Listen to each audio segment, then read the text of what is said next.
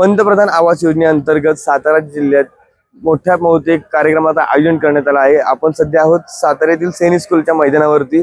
महाराष्ट्र सरकारच्या वतीने या ठिकाणी ग्रामविकास खात्याच्या वतीने भव्य दिव्य कार्यक्रमाचं आयोजन सैनिक स्कूलच्या मैदानावरती करण्यात आलं आहे। ग्रामविकास व पंचायत राज विभाग, राज्य व्यवस्थापन कक्ष, गृहनिर्माण या ठिकाणी या खात्याच्या वतीने एक भव्य दिव्य कार्यक्रमाचं आयोजन या सैनिक स्कूलच्या मैदानावरती करण्यात आलं आहे। या कार्यक्रमाला महत्त्वाची उपस्थिती म्हणजे केंद्रीय मंत्री शिवराज सिंह चौहान, तसेच मुख्यमंत्री देवेंद्र फडणवीस यांच्यासह मंत्रिमंडळातील काही सदस्य देखील उपस्थित राहणार आहेत। स्थानिक नेते मंडळी देखील या ठिकाणी मोठ्या प्रमाणात उपस्थित दर्शवणार आहेत।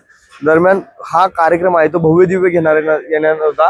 दरम्यान 50,000 लाभार्थ्यांना या कार्यक्रमाला उपस्थित राहण्याचं आवाहन या ठिकाणी जयकुमार गोरे यांनी केलं होतं। मात्र पंतप्रधान नरेंद्र मोदी यांच्या आवाहनानंतर हा कार्यक्रम आहे तो थोडक्यात स्वरूपात घेणार असल्याची माहिती परत एकदा जयकुमार गोरे यांनी दिली आणि या कार्यक्रमाला 15,000 लाभार्थी फक्त उपस्थित राहणार असल्याची माहिती जयकुमार गोरे यांनी दिली। मात्र या संपूर्ण पार्श्वभूमीबद्दल सांगायचं झालं तर फक्त 5 जणांना या स्टेजवरती बोलवून त्या लाभार्थ्यांना प्रधानमंत्री आवास योजनेअंतर्गत बांधण्यात आलेल्या घरांच्या चावे देणार आहेत।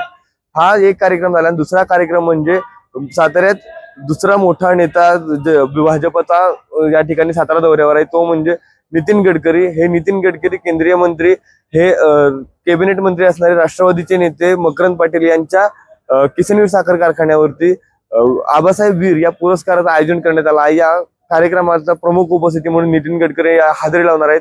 हे दोन्ही हाय व्होल्टेज नेते आज सातारा दौऱ्यावर असणार आहेत। त्याच्यामुळे संपूर्ण सातारा जिल्ह्यासह महाराष्ट्रात चर्चा आहे नेमकं हे दोन्ही हाय व्होल्टेज नेते सातारा जिल्ह्याला काय संबोधित करणार याकडे संपूर्ण सातारा जिल्ह्याचं लक्ष लागून राहिलंय।